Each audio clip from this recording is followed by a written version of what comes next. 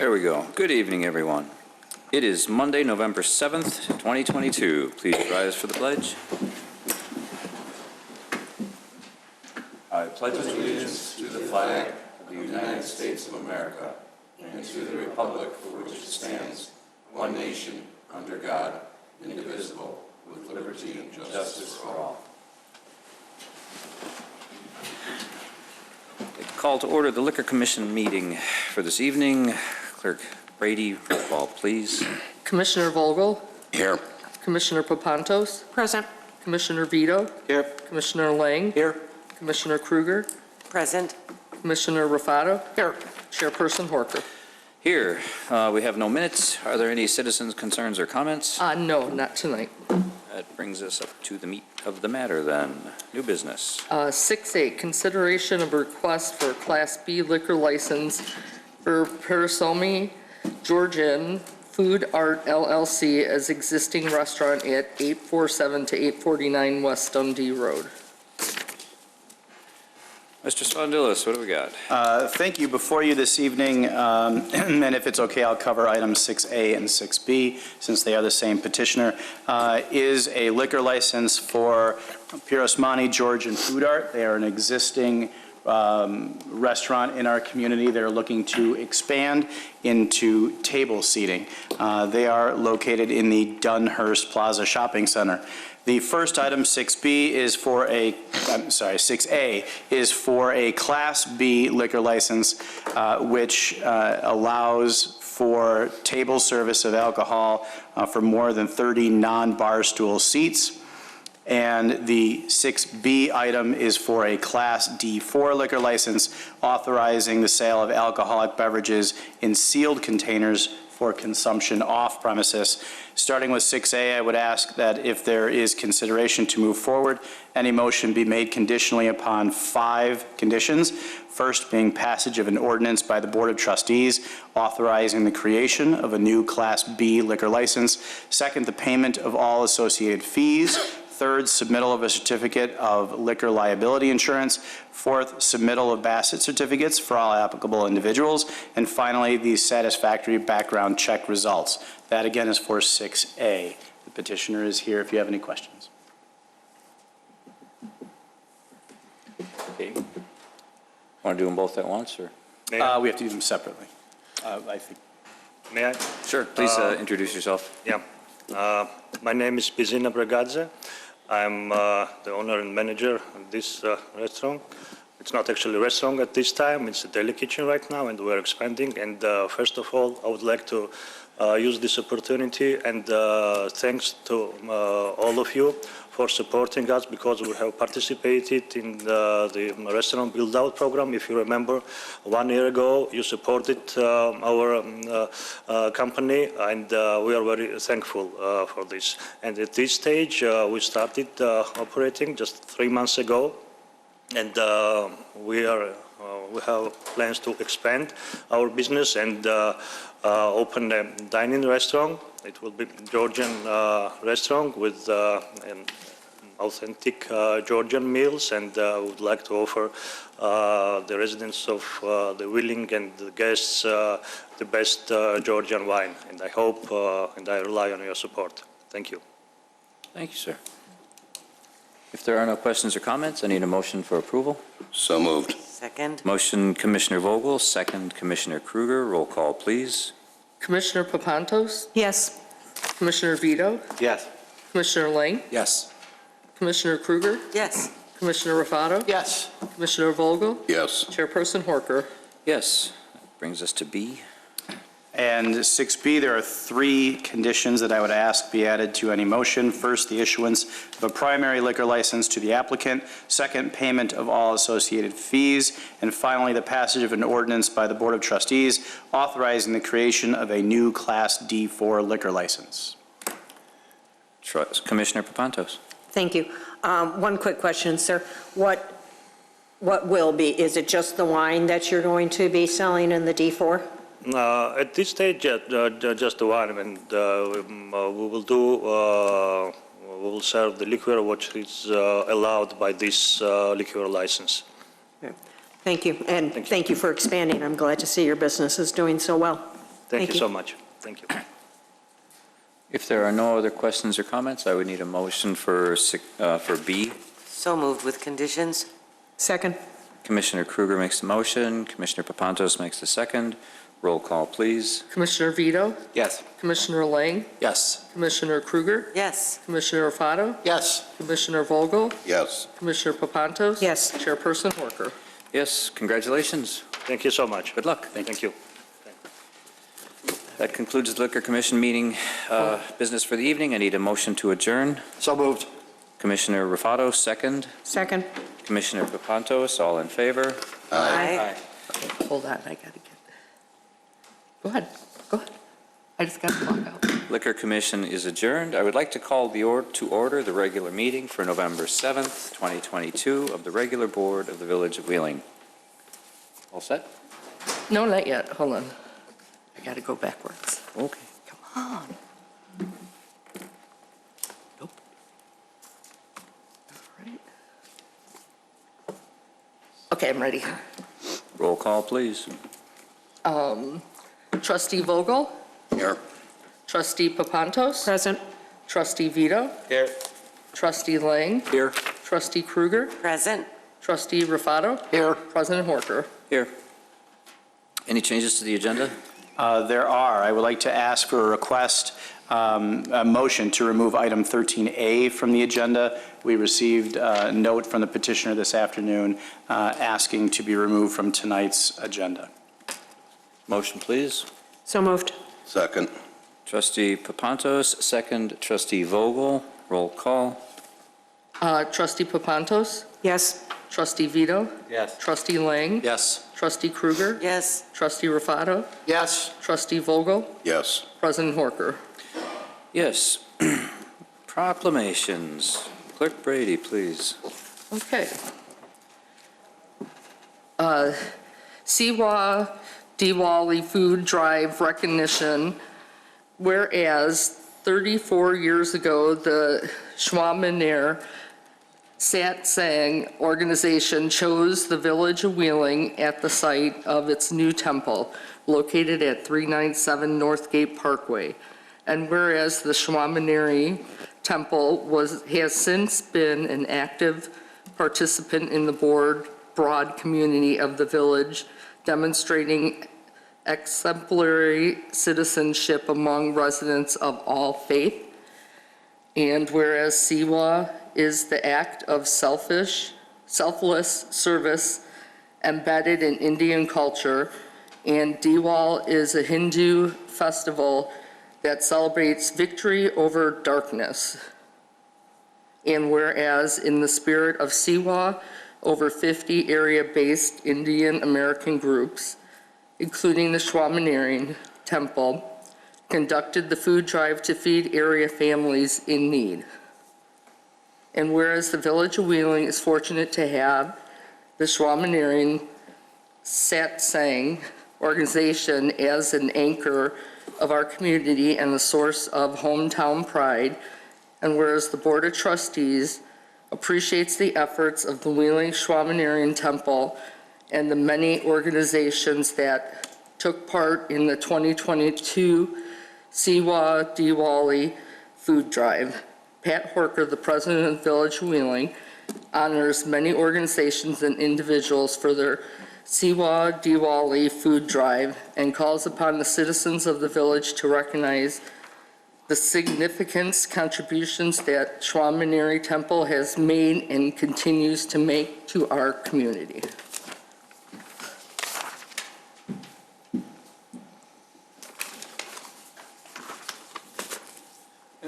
Mr. Patel? Yes. Come around to the side, please. I'm actually very happy to have the Schwabmanair Temple in our community. I was here when the temple was being built, and during your festivals, just the waves and oceans of color. Yes. Of people going into the temple. It's a beautiful sight to behold. Yes. And Diwali, Yes. the festival of lights. Light, yeah. It's a wonderful festival. it seems like there's a lot of religions that have festivals of lights, and it seems the more you study religions, the more we find similarities.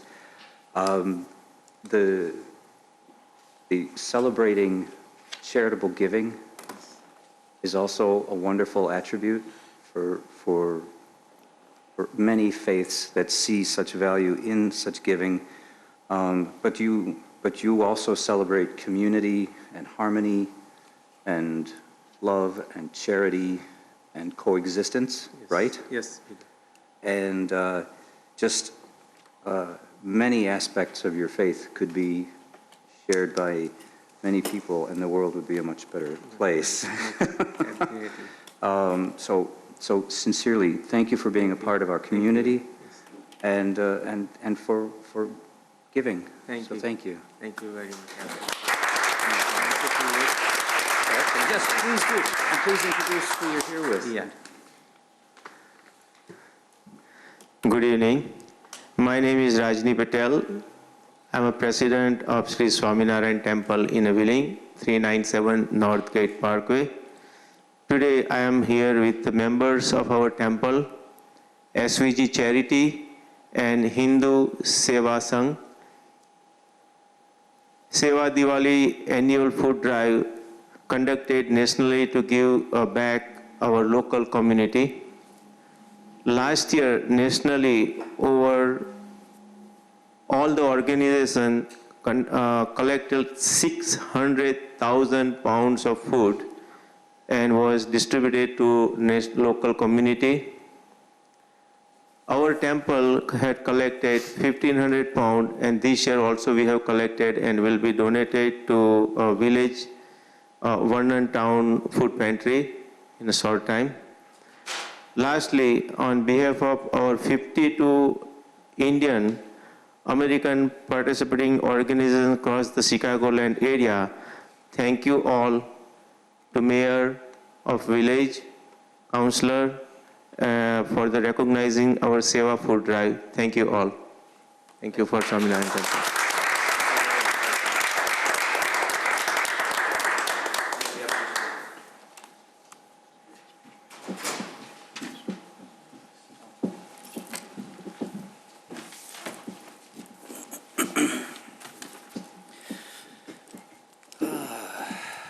Clerk Brady, thank you all for being a part of the community.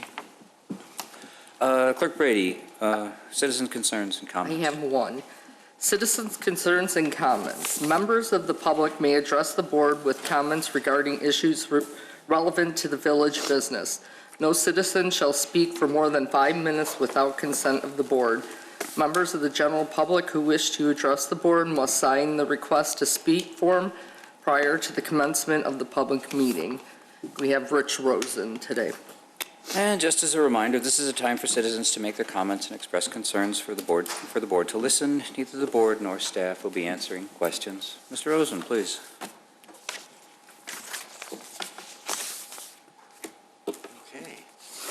Okay, well, my name is Richard Rosen, and a resident of Wheeling. I'm going to be talking just very briefly, I hope, regarding two different events coming up. The first one is one that I've been part of and has been part of this community for many, many, many years, probably well over 60 years, which is the Wheeling Rotary Club. The Wheeling Rotary Club is unbelievably doing well this coming year. We are growing in number, and we are growing in programs that we're trying to do to help the folks in Wheeling. And in doing so, we have one fundraiser during the year, and that fundraiser is going to be coming up on Tuesday, November 15th. This is the only chance that we really have to get money in so that we can do good stuff. Everybody that is on the Rotary in Wheeling are volunteers. Nobody gets paid. So whatever money comes in basically goes out to help those in need in Wheeling, as well as help to fight polio on an international basis. As far as the event is going to be held very close by, Synergy was kind enough to let us use their facility this year. It's going to start at 6:30 again on November 15th. If you just want to walk in without buying tickets, it's just going to cost you $20 to come on in and have a good time with us. Maybe you will buy a ticket when you come in there. If not, the raffle tickets that we have are the same as they have for every year, and that is $100 for a raffle ticket. Gives you a chance to win up to $5,000. And what I mean by that is if the pot, if we can raise $10,000 and $5,000 will be given away, plus a little bit more than top of that. If we raise a little less than that, then it's going to be less than the $5,000. So I'm encouraging everybody to please give it a thought, give it a try. Synergy is so close by. Come on by for even $20 to pop in, see what we're all about. And maybe you will also be able to chance the public as well to buy some tickets from us. If you want to buy tickets, you can do that online. And that would be, I guess, the wheelingrotary.com type of thing. If not, my name's Rich Rosen, and I'd be more than glad to sell you a ticket. So that's the event, the first event that I wanted to talk about. The second event is one that's going to come up on November 20th. I head up a group called the Northwest Suburban Interfaith Council. It's a council that's been in effect now for about 33 years. And we are represented by 11 places of worship. 2 of them are in Wheeling. That would be St. Joe the Worker, as well as Shir Hadass. We also have, of course, other places of worship that are located in Prospect Heights and in Buffalo Grove, including something pretty close to us, which is Kingswood, St. Mary, people such as that, St. Alphonsus. Those are all part of the group that we do. We're going to be having on the 20th of November at St. Mary our annual Thanksgiving celebration. It's not a service, it's a celebration of gratitude, and it's one that I hope that everybody might want to consider. Again, St. Mary on the 20th of November, that's a Sunday at 7 o'clock, and guarantee you, you're going to enjoy it. It's, especially if you have kids, it's something that's good for them as well. So that's my message to you folks, and thank you for allowing me the time to talk. Thank you, Mr. Rosen. Clerk Brady, consent agenda. We have no staff reports? No, apparently there are none. Okay, that's fine. Consent agenda. All items listed on the consent agenda are considered to be routine by the village board and will be enacted by one motion. There will be no separate discussions of these items unless a board member or citizen so requests, in which event this item will be removed from the general order of business and considered after all other agenda items. 11A, resolution waiving the fidelity bond requirements for Rotary Club of Wheeling to conduct a raffle on November 15th, 2022. 11B, resolution accepting a previous bid Sourcewell contract for the purchase of a new Oshkosh aircraft rescue and firefighting ARFF apparatus from Oshkosh Airport Products LLC at the cost not to exceed $858,538. 11C, resolution authorizing the village president and the village clerk to execute a real estate contract for the purchase of 616 North Milwaukee Avenue, Wheeling, Illinois, in the amount of $725,000. 11D, ordinance amending Chapter 4.32 of the Village of Wheeling's Municipal Code, alcoholic liquor dealers, specifically Section 4.32.085, to increase the authorized number of Class B, D, and D-4 liquor license, and to decrease the authorized number of Class D2 liquor license. Any questions or comments or concerns? If there are none, I would like a motion to approve the consent agenda. So moved. Trustee Papantos, second. Second. Trustee Lang, roll call, please. Trustee Vogel? Yes. Trustee Papantos? Yes. Trustee Vito? Yes. Trustee Lang? Yes. Trustee Krueger? Yes. Trustee Rufato? Yes. President Horker? Yes.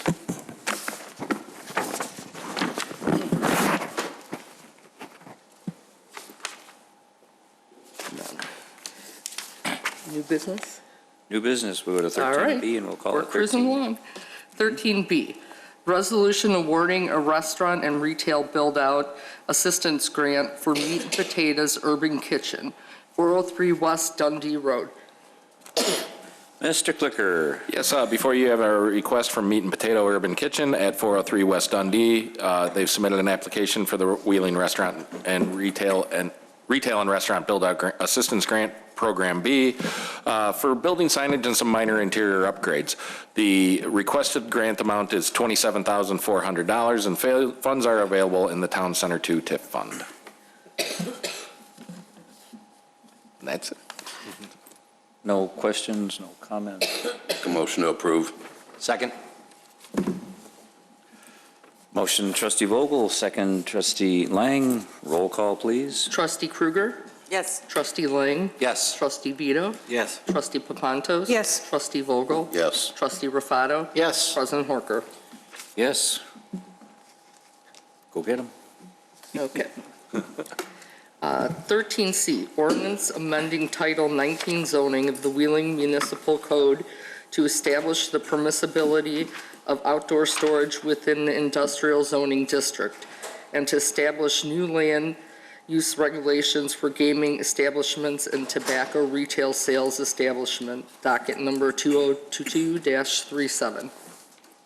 Mr. Clicker. Yes, this is part of the municipal code upgrades that we're doing throughout for the entire municipal code, but specifically Title 19. We did discuss some of these issues with you at the joint workshop on with the Plan Commission.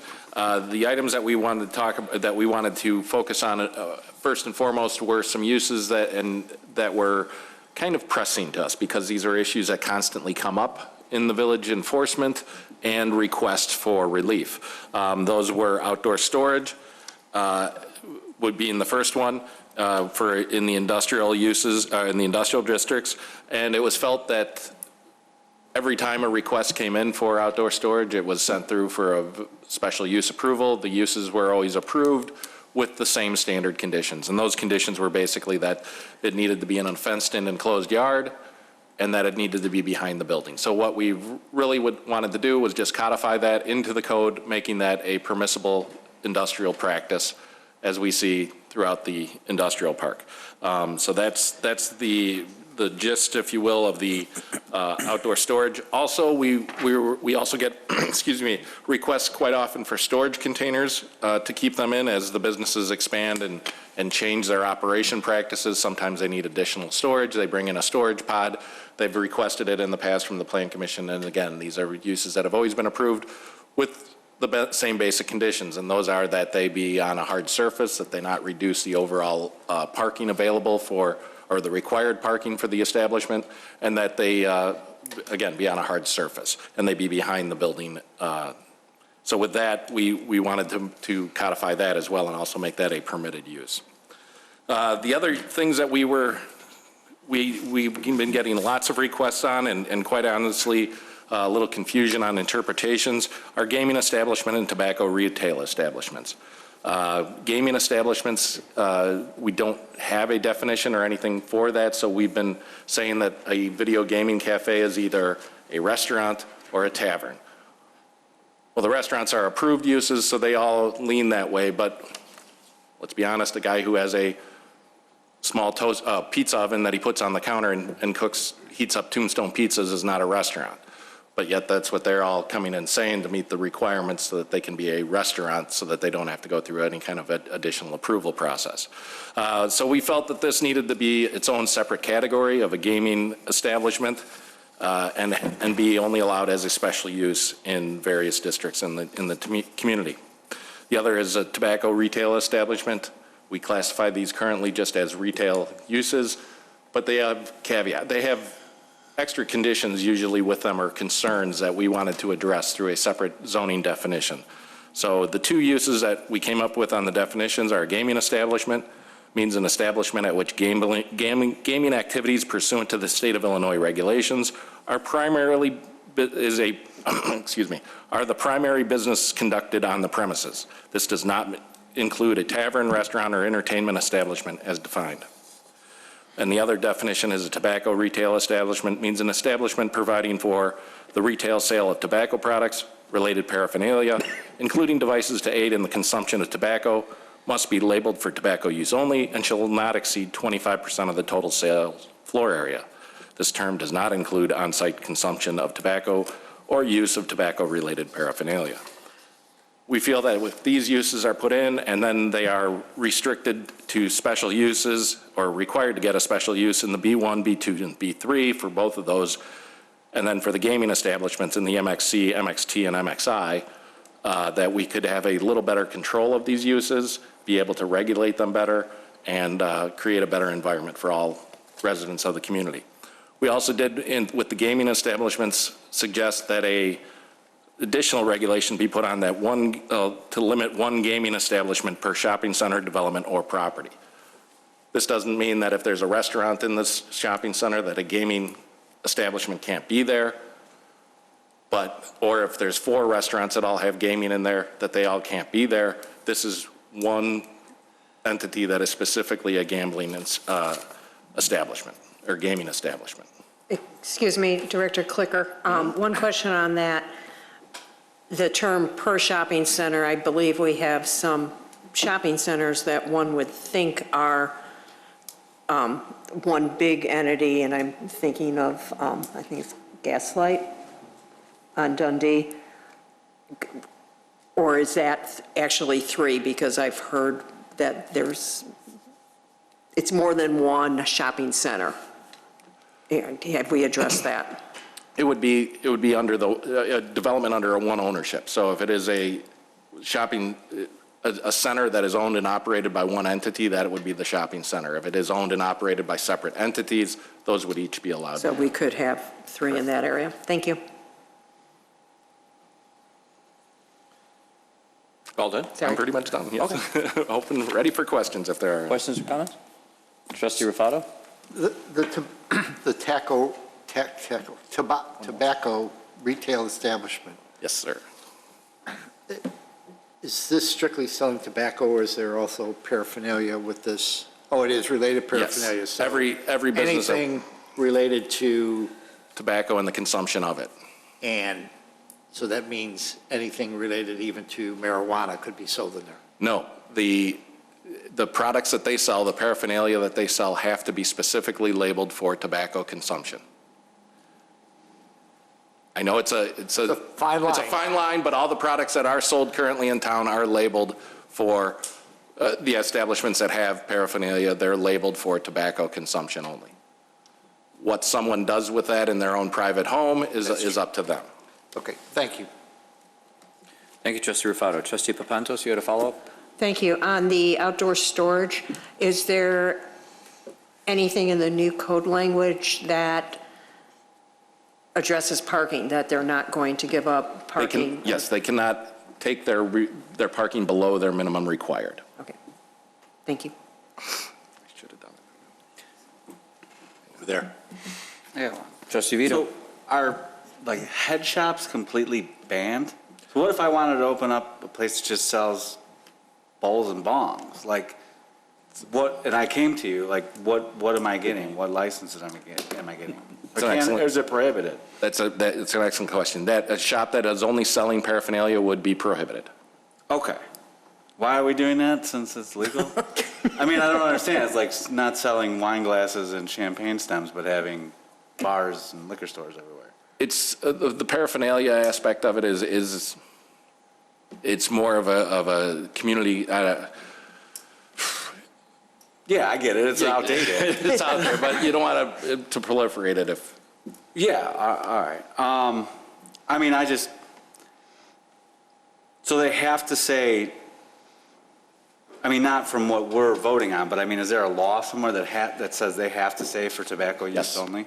Yes. Okay. I don't, do we have to limit the amount to 25%, or is that something we're doing? That's something. Because I don't really care if there's a head shop in town, is what I'm going with. That's something we're doing. We're basically saying if you are a tobacco shop, you should be selling tobacco. Okay.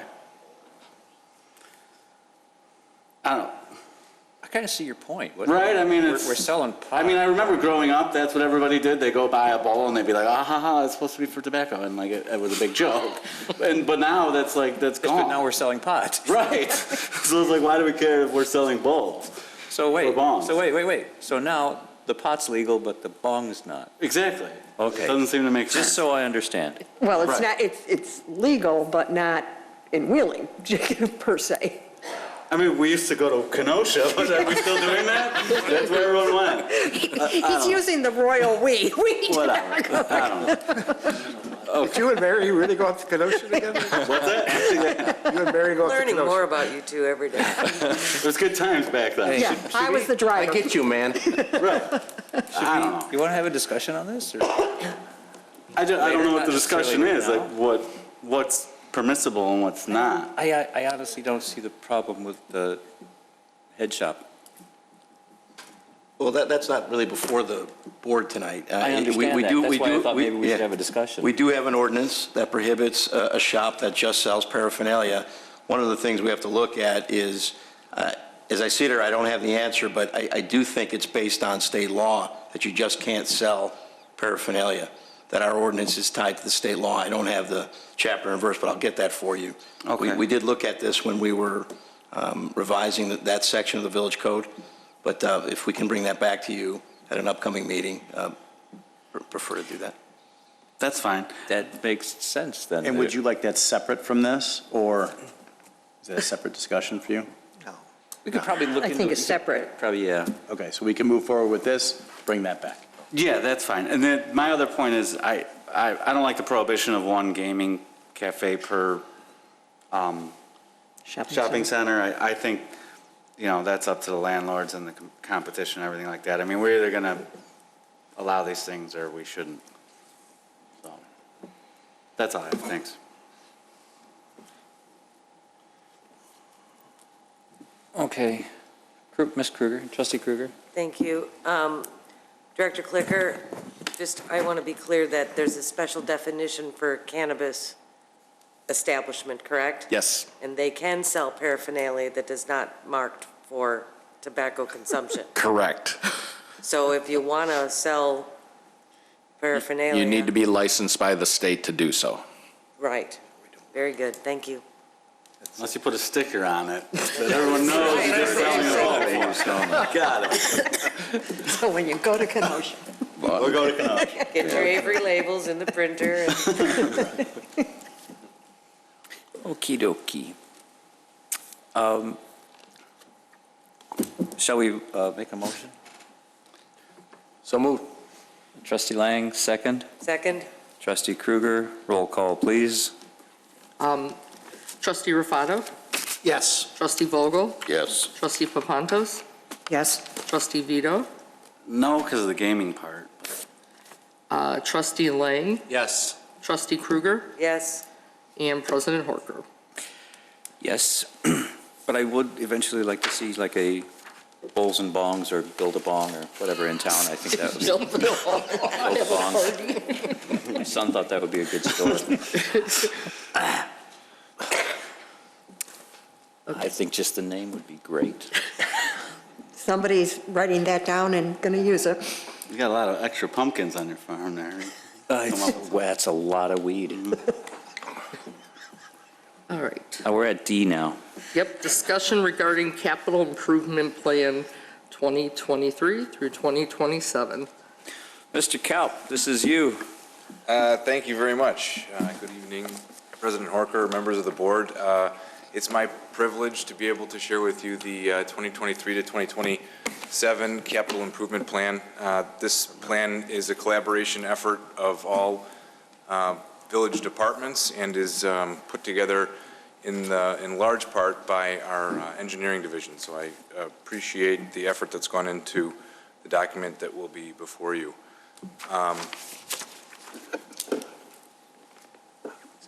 Just as a summary of the overall plan, this is a proposed capital improvement plan that will reflect all the projects that we'll be doing between 2023 and 2027.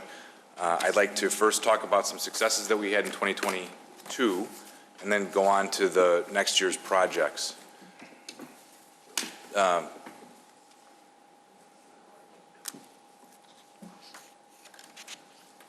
something happened. Over the past year, we had the opportunity to continue with motor fuel tax street improvement program. This year, we completed almost 15,000 linear feet of roadway replacement. Typically speaking, I'd like to move this up to about 17,000 linear feet per year. We have 70 lane miles of road in Wheeling, and with an assumption of about 20 years per cycle, that would have us doing a little bit more than the $1.56 million that we completed this year. Going forward, we'll be looking at a program that's about $2.5 million per year, which will get us to that 20-year cycle, which is more expedient to make sure that we're providing the level of service that we'd like to see. The Rebuild Illinois funds that the village received has continued to allow us to provide engineering services for both the Wheeling Road improvements. That is not a project that right now is in the 5-year plan based on the size and scope of the project, which is going to come in at just under $20 million, as well as planning and design for Northgate Parkway, just to the north here, which will be completed in construction phase next year, as well as the design and planning for Chaddock Drive down by Hintz. We replaced 71 parkway trees this year, and we also knocked down the Collins building just west of the railroad tracks here on Dundee. That's a property that will be slated for redevelopment in the coming years. And of course, as you all know, we completed the Wolf Road reconstruction through an IDOT project that we worked with the state on, and will be accepting the jurisdictional transfer of early next year. Excuse me, can I ask you a quick question? Certainly. On our budgeting, and we all know the cost of everything, especially the asphalt and pavement has gone sky high. Are we looking at that for the 5-year plan as well as increasing that?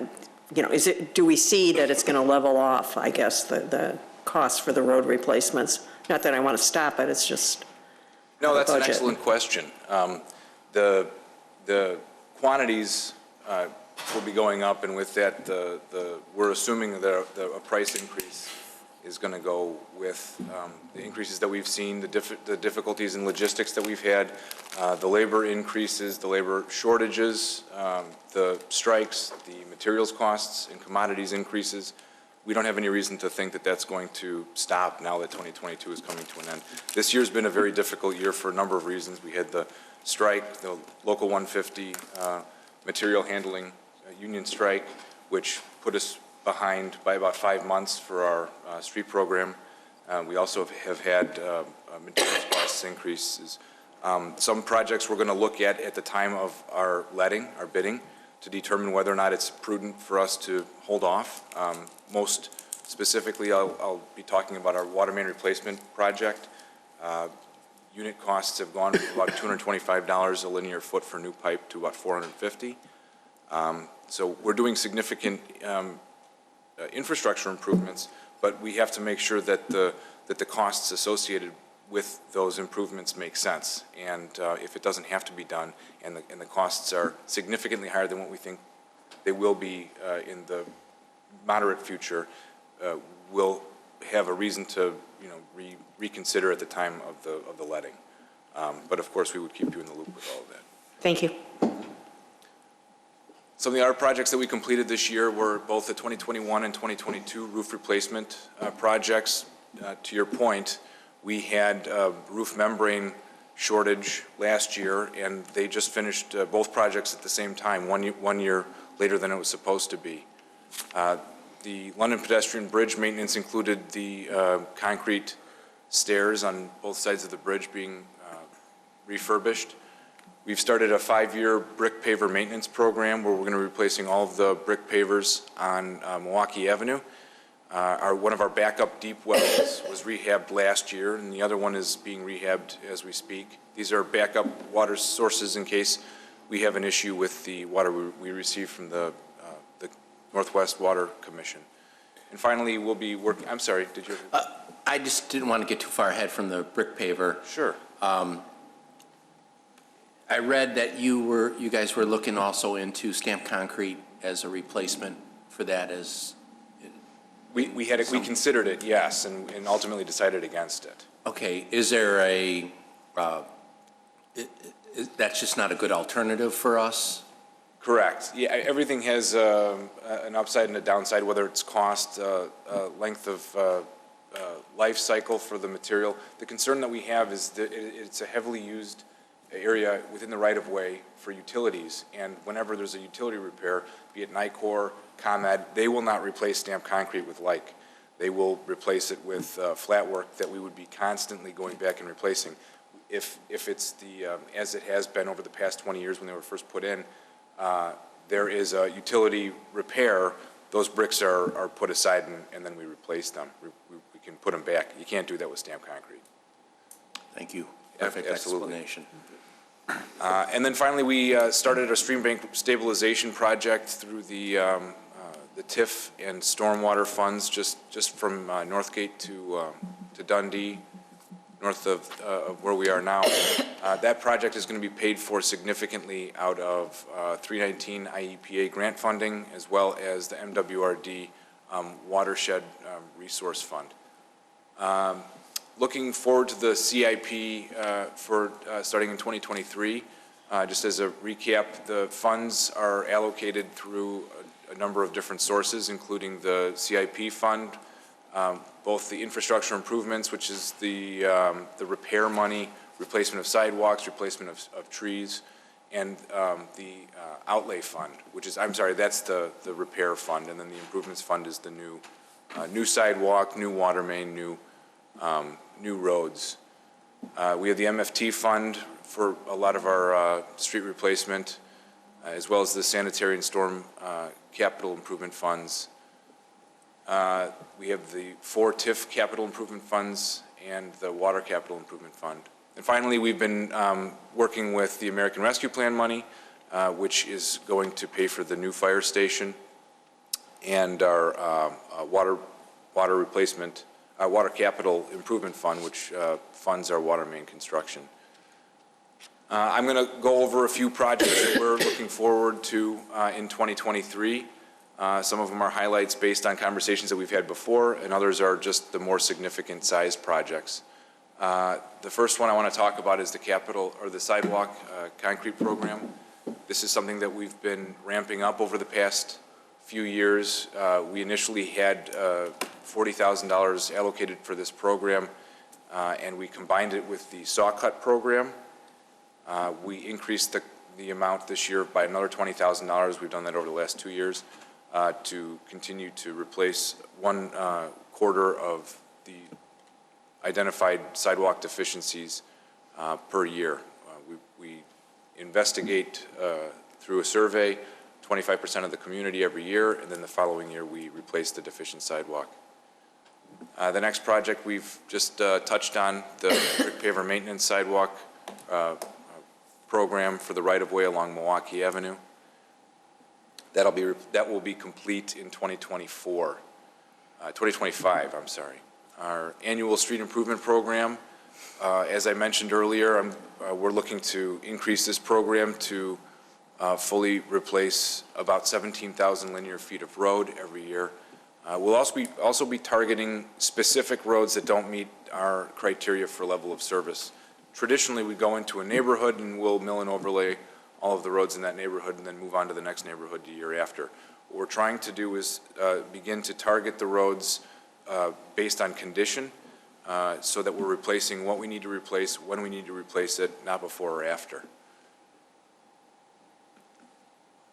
The next project is Wheeling Road. Right now, we are identifying a cost of $1.5 million for the second phase engineering. About $500,000 of that $1.5 million is in land acquisition. We've budgeted half of that, about $700,000, to pay for what we will anticipate is the remainder of the cost that will not be covered by external funding opportunities. Eventually, we would like to pay for this project through a combination of surface transportation plan money, which is through the Northwest Conference of Mayors, and as well as our TIF fund and stormwater fund.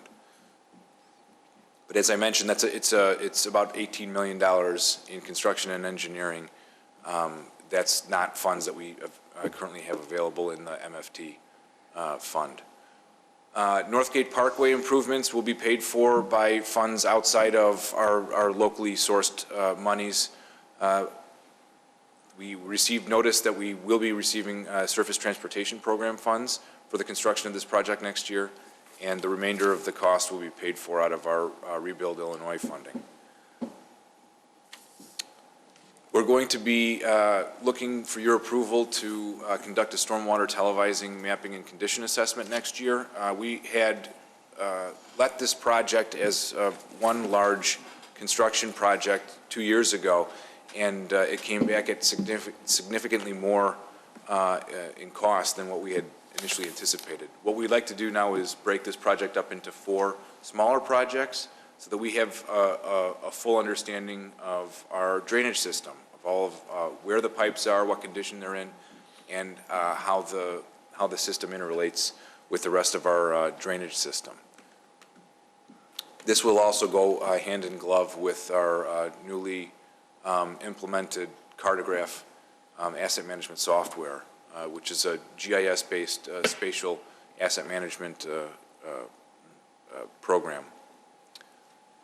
Finally, we have the South Dunhurst Storm Sewer Improvement, and when I say finally, this is due to the fact that this is our last large stormwater project that was identified in the 2014 Stormwater Master Plan put together by a consulting engineer. This project is high in cost. The construction is estimated to be about $5 million and our $600,000 in engineering. Next year for the design, we're looking to spend just north of $250,000 on that. After this is complete, we'll be able to start targeting smaller but more specific stormwater plans, and that would be through surveys and other consulting engineering services to help us identify what else needs to be done. We also still have a lot of the surface, the stream bank stabilization projects, which would also be stormwater improvements.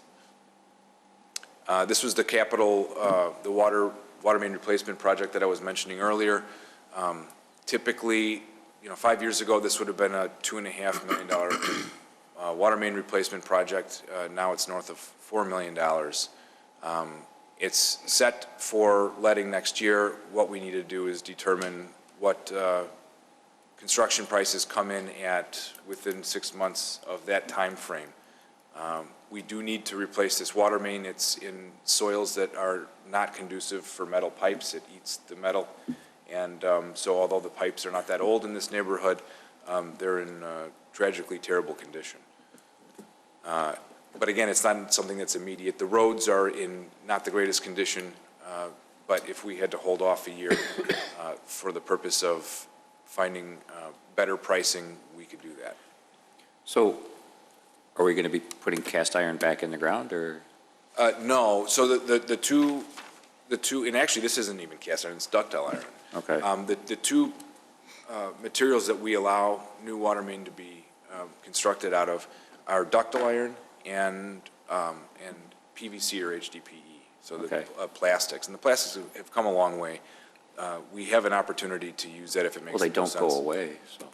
Pardon? They don't degrade, so. They don't degrade, but you can't locate them as easily. They also have torsion concerns where if there is any twisting from shifting soils, they can shatter, which isn't good. It's, again, just like the stamped concrete versus the bricks versus stamped asphalt, everything is, a plus here and a minus there. It's squeezing the balloon. For this area, what we could consider is sacrificial metals. So they put zinc anodes, similar in your water heater. You have a cathode, typically a cathodic sacrificial metal that goes in the top. That eats the corrosion. We can bag it with heavy mill plastic, which protects it from the pH, the hot pH soils. But it's all, again, and if we do that and there is a leak, it's difficult to find the leak. That all goes in as part of the design for the Well, water that's why main. you make the decisions and not us.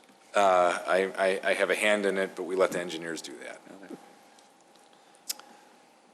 We're going to be repainting one of our elevated water storage tanks. This is one of our 3 receiving station standpipes. This is the south standpipe. And it is, yes, it's not inexpensive to have those new protective coatings put on.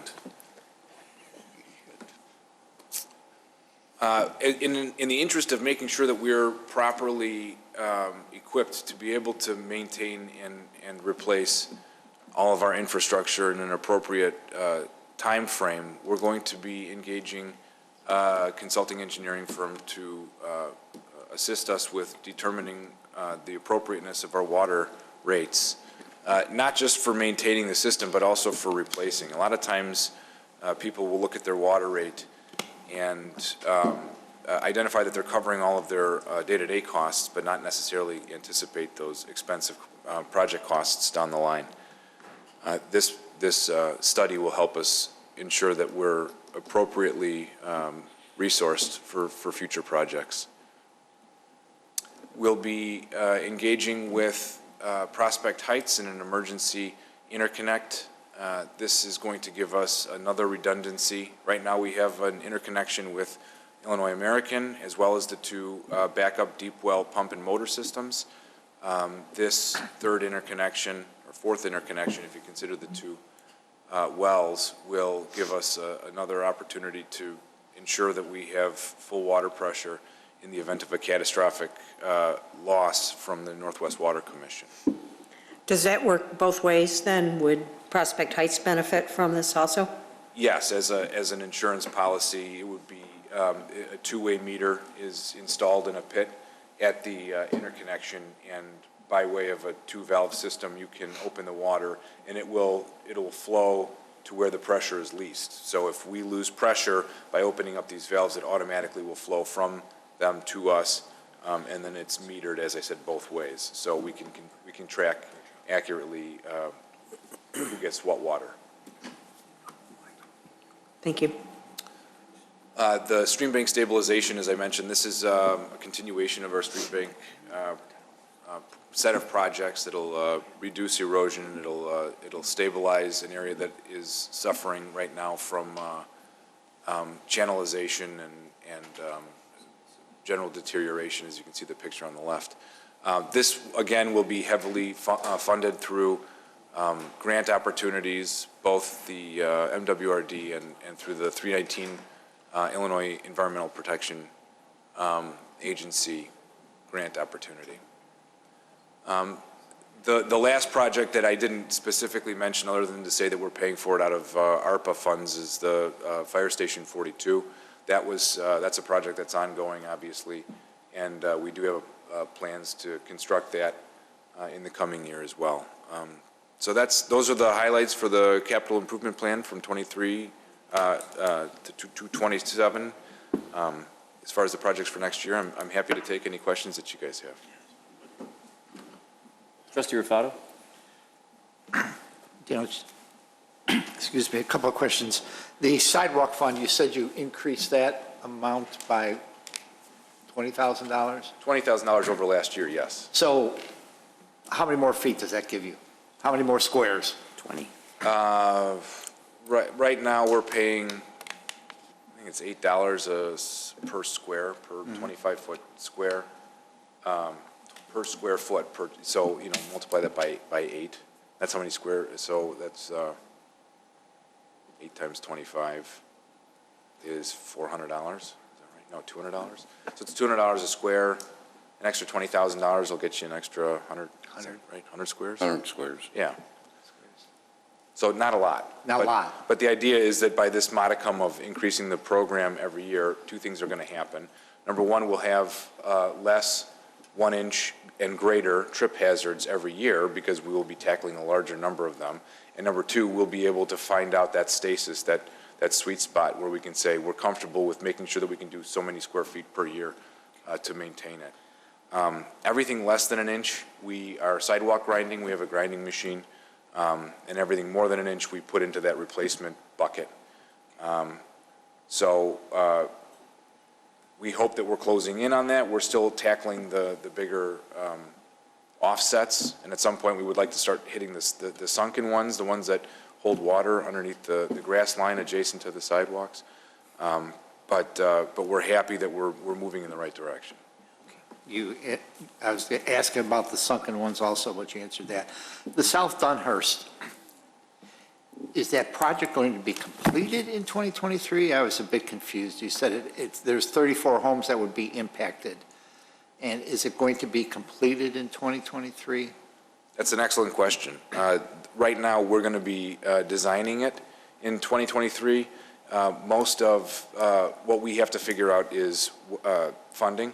It is a $5.6 million project, so we'll be shooting to receive at least $1 million from the Metropolitan Water Reclamation District and their stormwater grant program, as well as the IEPA has a 219 grant, not the 319 grant that we're applying for with the stream bank stabilization, which is another $1 million.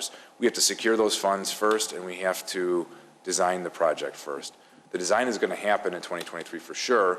Once we get those funds secured, we'll better be able to determine when we can construct it. What is a project like that, when we do get it approved, what is the time frame for doing something like that? Is it over years? That really is, the construction is a year-ish. The variable that will change that timeline is the land acquisition. This will require a partnership with the school district as it was conceived, because we would have detention located in that area.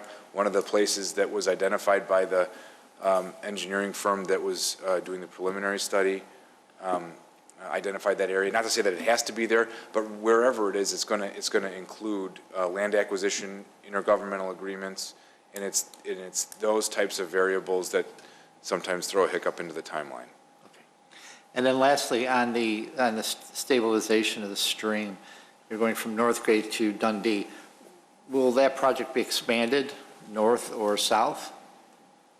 Yeah, absolutely. So the projects are predicated on the Illinois Environmental Protection Agency looks very heavily at projects that are identified as considered critical by the watershed management associations. So for us, there's a watershed management association out of Lake County that has looked at this watershed and has identified this specific reach as critical. So on their report, it's just beet red, and it's the only one in the area. What we're doing is what the IEPA would consider the low-hanging fruit, and what that does is that allows us to be considered high priority for the funding. Once we get that first grant, they then like to see continuation projects that build on the successes of their initial grant awards. And so once we establish ourselves with this initial project, we'll be able to expand it with a greater degree of success in being able to chase additional funds from them. Because it was either last year or the year before, didn't Lexington, they came before us to talk about the stabilization in that area? Yes, the facilities manager came and we have spoken on that since. That piece of property is under their auspice, and so we've given them resources on who they could call to see if they would be eligible for the similar kind of program that we'll be applying for. Great. All right. Thank you. Thank you, Trustee Rufato. Trustee Papantos? Thank you. Back to the sidewalks, and a lot of our sidewalks in town are old, depending on the neighborhoods. You know, Dunhurst and Meadowbrook, where the sidewalks were probably put in the 50s, versus newer ones.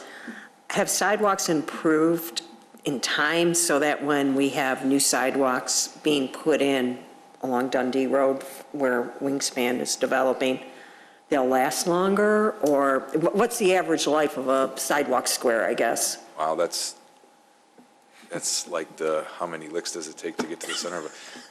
So to your first question, no, the concrete it's still the same exact Portland cement 6-bag mix 4,000 PSI concrete that we've been using since the Romans. And So we've never figured out that maybe we got to do it better? I don't think that there's anything wrong with the material. Typically, what you see is offsets based on tree roots, pushing up, poor installation. When you see the material cracking off, they call spalling on the surface. That's because they added too much water to the mix when they laid it, or it was put down at when the ambient air temperature was above 90 degrees. The material will last forever. There's sidewalk that's from the 1920s and it looks dark, it's stained, but it's flat and it does its job. The issue really is other externalities that may impact the duration of the lifespan of the sidewalk, but it's not the material. Thank you. And then back to the water main pipes. What causes the soil in any particular area to have a high or an acidic pH? Well, I guess that would be a low pH. It would be a low pH, yes, and that's what damages the metal. I don't know. I mean, is it something like chemicals, that fertilizers that people are using? It's or? naturally occurring. It's naturally occurring pH levels in the soil. So depending on where you are, how close you are to the drainage ditch or to the river, the Des Plaines River, you're going to have sandier, loamier soils, and as you go west, you're going to have high clay content soils, where there's no perviousness, no water transfer, and they have different pH levels. So one area of town may be conducive to cast iron, and you may not have a break, and it's been in there since 1953. And in this area, these were put in the mid-70s. It's not that old. It should last another 50 years, and it's like Swiss cheese. Okay, that was my question, is what's the average? So if we go into something like PVC piping, does weather, extremes from, 30 below to? No, typically not. I mean, people, I think, always associate weather with the water main breaks. Oh, you get water main breaks in the winter, and we see more, but we typically bury our water mains at least 5.5 feet deep. 6 feet deep is what our code calls for. That's below the frost line. And for there to be frost 6 feet deep, we would have to have one heck of a winter. When we had that really bad winter back in 2013, we had deep frost, but it wasn't 6 feet, so. Great, thank you. Thank you, Trustee Papantos. Any other questions or comments? If not, we need a motion to approve our capital improvements plan for 2023 to 2027. So moved. Trustee Rufato? Second? Second, Trustee Kruger. Roll call, please. Trustee Vito? Yes. Trustee Papantos? Yes, are we approving this? I thought it was just a discussion. Discussion. I'm sorry. You can accept, motion to accept it. I mean, if you want to. Would you like to amend that to be the motion to accept? Yep. Yes, Sure. yes, awesome. Yes. Great. Sorry. No, thank you. Sorry, Director Cobb, this will be available once it is approved on the village website? Yes. Very good. And the draft already is. About voting? You can say that. Should we continue? Yeah. Can we? Okay. Who did I leave? Trustee Rufato? Yes. Trustee Kruger? Yes. Trustee Lang? Yes. President Horker? Yes. Official communication? No, Vogel. Trustee Vogel. I'm sorry. No. I'm Okay. sorry. I thought I got you. Okay, We good? I think we got everybody. Cool. Official communications? I just have to read about Election Day. You have to, but you could. Tomorrow is Election Day. Polls are open from 6 a.m. to 7 p.m. If you still need to register to vote, you can do so on Election Day at your home precinct only. Voters planning on registering to vote on Election Day must bring 2 forms of identification, one with your current address. If you do not know where the location of your home precinct, please visit www.cookcountyclerkil.gov or call 847-499-9082. Thank you, Clerk Brady. Trustee Papantos. Thank you. Congratulations on the new crash truck, Chief McGreal. The old one is almost as old as him, so I think we're getting up there.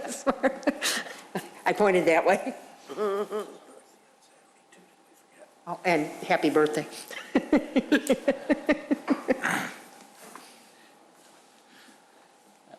There are no other official communications. Yes, tomorrow is Election Day. Try to exercise some independent thought when you do that. We have before us the bills for October 13th through November 2nd, 2022. There are no questions. I would like a motion for their approval. So moved. Trustee Papantos, second. Second. Trustee Rufato, roll call, please. Trustee Papantos? Yes. Trustee Vogel? Yes. Trustee Rufato? Yes. Trustee Krueger? Yes. Trustee Lang? Yes. Trustee Vito? Yes. President Horker? Yes, now, we do have an executive session this evening for the purposes of pending, probable, and/or imminent litigation. That being the case, I will need a motion to recess into executive session and adjourn the regular meeting. So moved. Second. Motion, Trustee Rufato, second, Trustee Krueger. Roll call, please. Trustee Vito? Yes. Trustee Papantos? Yes. Trustee Vogel? Yes. Trustee Rufato? Yes. Trustee Krueger? Yes. Trustee Lang? Yes. President Horker? Yes. Regular meeting is adjourned. We will at 7:45.